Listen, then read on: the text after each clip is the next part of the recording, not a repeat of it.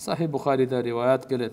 Abu Hurayra radıyallahu anhudan, Peygamber sallallahu aleyhi ve sellem'den bunday deydi. Kimde moynunda başka birinin işte mal, mülk, akısı kalıp getse, vacip bolup kalsa, же ага кандайдыр ыза жеткирсе, колу менен же тили менен, анда ал ошону дароо аткарып берсин. Же кечирим сурап, андан ишти бүтүрүп алсын. Кыямат күн болоордон алдын. Кимдин мойнунда хак, эч калбай турган, мазлум деп мисалы айтып коебуз го. Мунун мааниси ушундай туугандар, өлгөнгө чейин тезирээк акысын берип калыңыз.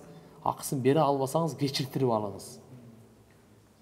Кечиртирип алыңыз дегени эптеп кечирим сурап, кызматын кылып, көңүлүн таап, ыйлайсызбы, путун өбөсүзбү, кысасы эмне бала болсо дагы ыраазы кылып, мен кечирдим, болду, кечирдим деттирип албасаңыз, кыяматка калтырбаңыз дейт да. Тиягы чатак. Себеп дегенде кыяматта маселе мындай да. Бул жактан кичине акысын оңойраак да. Уяты күчтүү болсо дагы, бет чыдабаса дагы, бул жактан ошо урдап койдум эле деп кайтарып бериш мүмкүн кыйналат адамча. Мисалы бирөөнүн буюмун алып койдум эле, же болсо эми кантип кайтарып берем, жүз чыдабайт деп.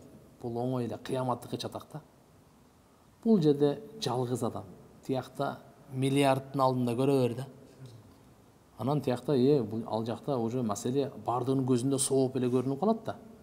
Айтат да, ал баягы урдап кеткен ал 100 сом мага кереги жок дейт да. Азыр сооптон бер дейт да бер ол. Ал жакта кайсы 100 сомун алат? Ал жерде кыямат күнү яума яфирул мар'у мин ахи ва уммихи ва аби ва сахибатихи ва бани, ушундай күн ал. Бир адам бир адамды карабайт ал.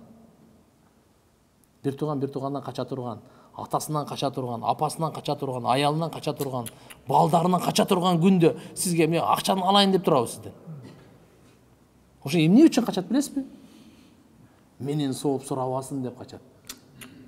Болбосо ошо төрөгөн апасы, ак сүтүн берген апасы, атасынын белинен чыккан, же өзүнүн баласы, ошолордон качып аткандан кийин бизден чызы берет да, биздин сөз менен айтканда. Туурабы? Ошого калтырып ала дейт да, мына маселеничи. Мына жерден бүтүрүп алса, тиякта чатак дейт.